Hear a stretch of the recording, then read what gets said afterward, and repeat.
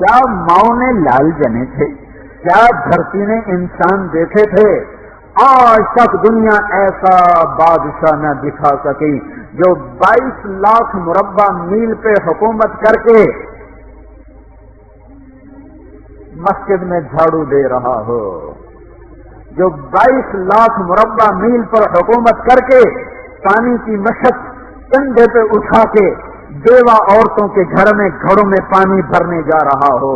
امیر المومنین کہاں جا رہے ہو؟ فلاں اما کے گھڑے میں پانی بھرنے جا رہا ہوں، فلاں کے گھر میں پانی بھرنے جا رہا ہوں۔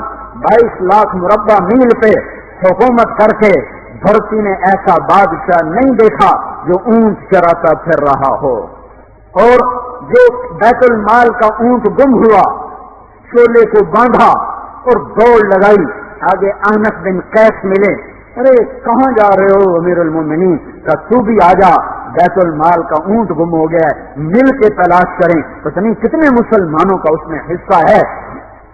دھرتی ایسا بادشاہ نہ دکھا سکے گی، نہ دکھا سکے گی، کوئی ایسا آیا ہی نہیں ہے کہ جو اتنی بڑی سلطنت کا مالک ہو اور کیکر کے درخت کے نیچے بغیر پیروں کے سو رہا ہو۔ یہ ہمارے چھوٹے چھوٹے حکمران، ووٹوں کے ذریعے سے کرسیوں پر بیٹھنے والے، ان بے وقوفوں کے آگے بھی پہرے، پیچھے بھی پہرے، بائیں بھی پہرے، دائیں بھی پہرے، اوپر بھی پہرے، ان کی گاڑیاں بھی بلٹ پروف، یہ پھر بھی ڈرتے ڈرتے جا رہے کہ انہوں نے ظلم کیا، یہ اپنی ذات میں خوف زدہ ہو گئے۔ عمر نے اپنے نام کے ساتھ فاروق کا لقب آپ نے کہا عمر فرق بین الحق والباطل، عمر وہ عمر ہے جس نے حق اور باطل میں فرق کر کے دکھا دیا، اس لیے یہ فاروق ہے، اس نے حق اور باطل میں فرق کر کے دکھایا، یہ فاروق ہے۔ حسن بصری فرمایا کرتے تھے اپنی محفلوں کو عمر کے ذکر سے سجاؤ۔ عائشہ فرمایا کرتی تھی عمر کے تذکرے کیا کرو، کہ جب عمر کا تذکرہ ہوتا ہے تو عدل کا تذکرہ ہوتا ہے، جب عدل کا تذکرہ ہوتا ہے تو اللہ کا تذکرہ ہوتا ہے۔ کہ ہم عائشہ رضی اللہ تعالیٰ عنہا فرمایا کرتی تھی اتنے بڑی سلطنت پر حکومت کرنے کے بعد اللہ کی راہ میں جانے والے مجاہدین کے گھر جا کھڑا ہوا ہے، دروازے پہ دستک دے رہا ہے، بیٹی کوئی بازار سے سودا لینا ہو تو مجھے بتاؤ، تیرے گھر والا تو اللہ کی راہ میں ہے، میں تمہارے گھر کا سودا لے آؤں، کیا کیا چیز چاہیے؟ تم نے اپنے خامند کو خط لکھنا ہوگا، تم تو لکھنا نہیں جانتی، مجھے بتاؤ میں تیرے خامند کو تیری طرف سے خط لکھوں۔ اما تیرا بیٹا اللہ کی راہ میں گیا ہوا ہے، مجھے بتا میں تیرے بیٹے کے نام تیری طرف سے خط لکھوں۔ اتنی بڑی جس کے سامنے کیسر اور کسرا زیر و زبر ہو گئے، کج کلا وہ زمین میں جاتے، تہ خاک میں وہ سارے ہیرے لال جواہر، وہ زمین میں لوٹ پوٹ کرنے والا، کسرا کے تخت کو توڑنے والا اور روم کی طاقت کو توڑنے والا، آل ساسان کی طاقت کو توڑنے والا اور نوشیروان کے خزانے مدینے میں لانے والا اور خسرو پرویز کے خزانے مدینے میں لانے والا اور رومت الکبرا کے خزانے مدینے میں لانے والا خود اپنے کرتے میں 14 پیوند لے کے چل رہا ہے۔ 14 پیوند کے ساتھ کرتا ہے، مہینے میں 1 دن گوشت کھاتے تھے، وہ روٹی کھاتے تھے کہ عام آدمی حلق کے نیچے نہیں لے جا سکتا تھا۔ ہے سال کی ابتدا اس شخص کی شہادت سے ہوتی ہے جس کو اللہ نے وہ عزت دی۔ آپ نے کہا میرے 2 وزیر آسمان میں، 2 وزیر زمین میں، آسمان پہ جبریل اور میکائیل میرے وزیر ہیں، زمین پر ابو بکر اور عمر میرے وزیر ہیں۔ آپ فرمایا کرتے تھے ابو بکر عمر اگر کسی بات پہ جمع ہو جائیں تو میں ان کے مشورے کے خلاف کبھی نہ کروں گا۔ ابو بکر تیری مثال ابراہیم کی ہے، عمر تیری مثال نوح علیہ السلام کی ہے، ابو بکر تیری مثال عیسیٰ علیہ السلام کی ہے، عمر تیری مثال موسیٰ علیہ السلام کی ہے۔ آپ مسجد میں آئے، آپ کے دائیں طرف ابو بکر تھے، بائیں طرف عمر تھے، آپ اندر آئے اور کہا دیکھو اسی طرح قیامت کے دن ہم اٹھیں گے کہ میرے دائیں طرف ابو بکر ہوگا، میرے بائیں طرف عمر ہوگا اور ہم ہاتھوں میں ہاتھ دیے ہوئے اٹھائے جائیں گے۔ اور ایک حدیث میں آتا ہے اور میرے قدموں سے بلال کو اٹھایا جائے گا جو نکلتے ہی اذان دے گا، جس کے اسلام لانے نے اسلام کو اونچا کیا، جس کے اسلام لانے نے باطل کو سخت کیا، جن راہوں سے عمر گزر جائے شیطان وہ راہیں چھوڑ دیتا تھا۔ عرفات کا میدان تھا، 1.25 لاکھ مقدس ہستیاں سامنے ہیں۔ میرے نبی نے فرمایا اس وقت میرا اللہ میرے سب صحابہ پہ فخر کر رہا ہے اور عمر بن خطاب پہ خاص طور پہ فخر کر رہا ہے، خاص طور پہ فخر ہو رہا ہے، عمر بن خطاب پہ خاص طور پہ فخر ہو رہا ہے۔ میرے بعد کوئی نبی ہوتا عمر ہوتا۔ عمر، میں نے رات جنت میں محل دیکھا، ایک اینٹ موتی کی، ایک یاقوت کی، ایک زمرد کی۔ میں نے پوچھا یہ کس کا ہے؟ کہا گیا ایک قریشی کا ہے۔ میں نے کہا میں قریشی ہوں، اتنا خوبصورت محل ہے، میرا ہی ہوگا۔ جب جانے لگا تو فرشتے نے کہا یہ آپ کے غلام عمر بن خطاب کا ہے۔ وہ کیا مبارک لوگ ہیں کہ جنہیں نبی کے گھر میں قبر نصیب ہو، ایک طرف ایک ساتھی، ایک طرف دوسرا ساتھی، جن کو نبی کے دو پہلوؤں میں جگہ ملی ہو۔ وہ کیسے عظیم، وہ کیسی عظیم ہستیاں اتنی بڑی سلطنت کا مالک اور اتنے بڑے عدل کی نشانی بن کر مدینے میں مسجد میں بیٹھے رو رہے ہیں۔ امیر المومنین کیوں رو رہے ہو؟ کہا دجلہ کے کنارے کتا بھی پیاسا مر گیا تو پوچھ تو عمر کی ہوگی، فرات کے کنارے کتا بھی پیاسا مر گیا تو پوچھ تو عمر کی ہوگی۔ راتوں کو پہرے دیے جا رہے ہیں، راتوں کو خبرگیری کی جا رہی ہے، مدینے کے باہر ایک خیمہ ملتا ہے، چند بچے ملتے ہیں جو رو رہے ہیں، ایک عورت ہانڈی چڑھا کے ڈوئی پھیر رہی ہے۔ پوچھتے ہیں بہن یہ بچے کیوں رو رہے ہیں؟ کہ یہ بھوک سے رو، ہانڈی میں کیا ہے؟ پانی، کچھ بھی نہیں، کیوں چڑھایا ہوا ہے؟ بہلانے کے لیے، سو جائیں گے روتے روتے۔ میرا اور عمر کا اللہ کے ہاں فیصلہ ہوگا۔ تو عمر کی ہستیاں بن گئی، تو عمر کو بہن تیرے حال کی کیا خبر؟ تو پھر ہمارا بادشاہ کیوں بنا ہے؟ اگر ہمارے حال کی خبر نہیں لیتا تو ہمارا خلیفہ کیوں بنا ہے؟ پر لگ گئے، بیت المال سے سامان نکالا، گوری بھری، سر پہ اٹھائی، کمر پہ اٹھائی۔ غلام اسلم نے کہا میں اٹھاؤں؟ کہ قیامت کے دن بھی میرا وزن تو اٹھائے گا۔ اسی طرح بھاگے ہوئے آئے، پنیر نکالا، آٹا نکالا، گھی نکالا، شہد نکالا، ڈال کے ہانڈی میں نیچے آگ، خود دھواں، گیلی لکڑیوں میں پھونکے مار مار مار آگ جلائی، حلوہ تیار کیا، پھر پلیٹوں میں ڈال ڈال کے بچوں کو کھلایا۔ وہ عورت کہنے لگی کاش عمر کی بجائے تو خلیفہ ہوتا۔ تو یہ نہیں کہا کہ میں ہی عمر ہوں، میں ہی عمر ہوں۔ فرمایا جب کل تو امیر المومنین سے ملے گی تو مجھے بھی وہیں دیکھ لے گی، مجھے بھی وہیں پا لے گی۔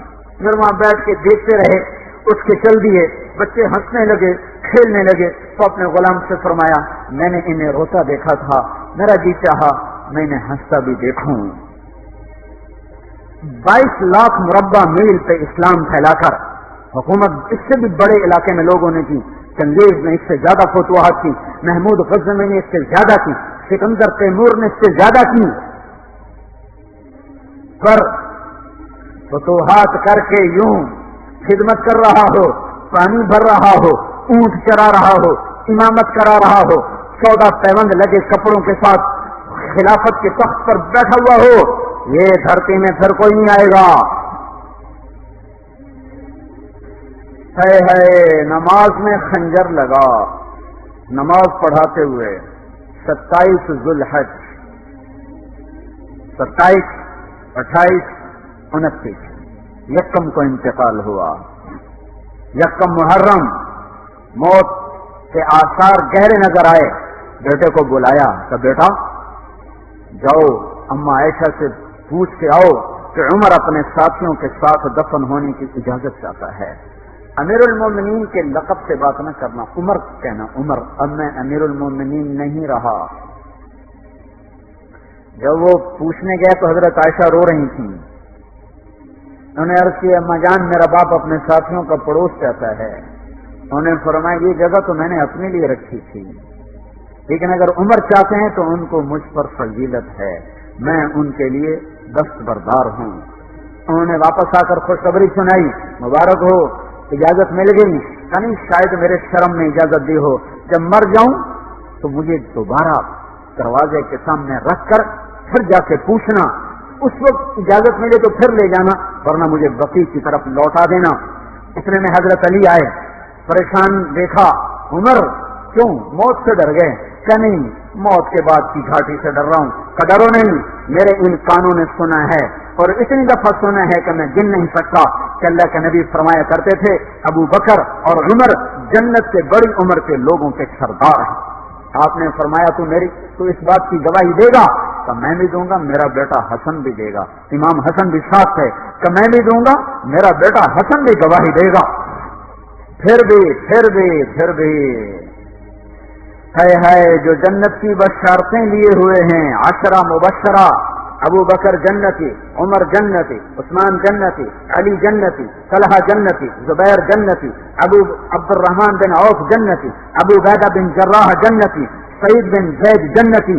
آپ نے نام لے کر گن کر کہا، سنو، ابو بکر جنتی ہے، عمر جنتی ہے، عثمان جنتی ہے، علی جنتی ہے، طلحہ جنتی ہے، زبیر جنتی ہے، سعد بن ابی وقاص جنتی ہے، عبد الرحمن بن عوف جنتی ہے، ابو عبیدہ بن جراح جنتی ہے، سعید بن زید جنتی ہے۔ میں ان سے راضی ہوں، لوگوں ان کا حق پہچانو، میں ان سے راضی ہوں کہ آپ نے فرمایا اگر تم نے ان کے بارے میں کسی ایک کے بارے میں بھی دل میں بغض لے کر مر گئے، اور تم نے اتنی بندگی کی تھی کہ سوکھ کے کانٹا ہو گئے تھے، روزے اتنے رکھے تھے کہ پیٹ کمر کو لگ گیا تھا، سجدے اتنے کیے تھے کہ تمہارے ماتھے اور گھٹنوں پر پتھروں جیسے نشان پڑ گئے تھے، اتنا کچھ کر کے ان 10 میں سے کسی ایک کا بغض لے کر اگر تم مر گئے تو اللہ تمہیں منہ کے بل جہنم میں گرا دے گا۔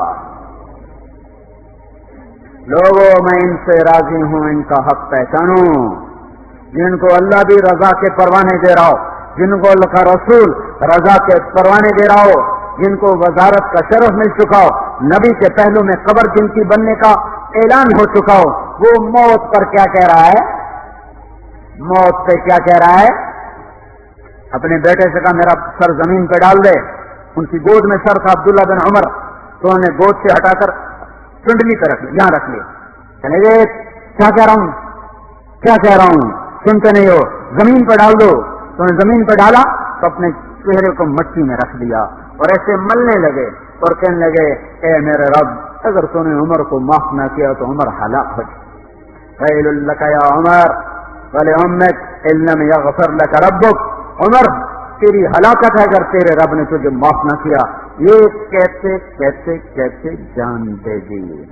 22 لاکھ مربع میل میں اسلام کو زندہ کرنے والا، این حالت نماز میں زخم کھا کے گرنے والا، مطلوب مصطفیٰ، وزیر مصطفیٰ، جنت کی خوشخبریاں لے کر پھر موت پر یوں کہہ رہا ہو، اللہ تو نے معاف نہ کیا تو میرا کیا بنے گا؟ کیا بے قلبی ہے! ان کے بیٹے خلافت کے اہل، ان کے بہنوئی سعید بن زید 10 مبشرہ میں سے دونوں کے نام کاٹ دیے کہ یہ 6 ہیں جن سے اللہ کا رسول راضی تھا، جس کو چاہو خلیفہ بنا دو، جس کو چاہو حکومت دے دو، نہ میرے بیٹے کو ملے گی نہ سعید بن زید کو ملے گی۔ کسی نے کہا شوشہ چھوڑا، آپ کا بیٹا بھی تو بہت قابل ہے، اسی کو بنا دیں، تو اسے تو طلاق دینا نہیں آتا، حکومت کہاں سے چلائے گا؟ یہ ایک واقعہ کی طرف اشارہ کیا ہے، اس کے پیچھے ایک واقعہ ہے جس کو انہوں نے یاد کر کے فرمایا، وہ تو طلاق دینا نہیں جانتا، وہ حکومت کیا چلائے گا؟ حالانکہ بڑے صحابہ میں عبداللہ بن عمر کا مقام ہے۔ جنازہ صاحب رومی نے پڑھایا، دروازے کے سامنے لا کے رکھ دیا گیا، سب لوگ جنازے کے ساتھ کھڑے ہو گئے، عبداللہ بن عمر اکیلے آگے گئے، دروازے پر دستک دی، کہا اما جان، میرا باپ عمر بن خطاب دروازے پہ حاضر ہو چکا ہے، اندر آنے کی اجازت چاہتا ہے۔ تو عائشہ رضی اللہ تعالیٰ نے اپنی چادر کو اٹھایا اور روتے ہوئے باہر نکل گئیں۔ پھر لوگ اندر داخل ہوئے، قبر کھودی گئی، قبر کھودتے ہوئے عبداللہ بن عباس بھی قبر کے کھودنے میں شریک تھے، تو کہتے میرے کندھے پہ کسی نے ہاتھ رکھا، میں نے پیچھے مڑ کر دیکھا تو علی رضی اللہ تعالیٰ عنہ کھڑے رو رہے تھے اور فرما رہے تھے مجھے پتا تھا تو یہیں آئے گا، یہاں تیرے سوا کوئی نہیں آ سکتا، کہ میں نے ایک دفعہ نہیں کتنی دفعہ میں نے اللہ کے نبی سے یہ بات کا تکرار سنا، میں ابو بکر اور عمر، اس کا اتنا تکرار سنا ہے میں نے کہ مجھے یقین تھا یہی آئے گا، تو اور کہیں نہیں جا سکتا۔ میرے بھائیوں غفلت سے باہر آ جائیں، یہ دھوکے کا گھر، یہ مچھر کا پر، یہ مکڑی کا جالا، یہ دنیا کہیں ہمیں ہلاک نہ کر دے۔ ان لوگوں کو سامنے رکھ کے زندگی گزارو جنہوں نے اللہ کو راضی کیا، اس کے رسول کو راضی کیا، کلمہ حق کو بلند کیا، خیر کے ذریعہ بنے، شر کے مٹانے والے بنے، اور دنیا میں مرنے کے بعد بھی ان کے تذکرے ہدایت کا سامان بنے، ان کے تذکرے روشنی کا مینار بنے۔ ان کے پیچھے چلو، مغرب کے اندھیروں کی طرف مت دوڑو، وہاں تو سورج بھی ڈوب جاتا ہے، مغرب میں تو سورج بھی ڈوب جاتا ہے، اور تمہیں پکار کے کہتا ہے مغرب کی طرف نہ آنا، ادھر اندھیرا ہے، میں یہاں گم ہو گیا، تم کون سا سراغ ڈھونڈنے آئے ہو؟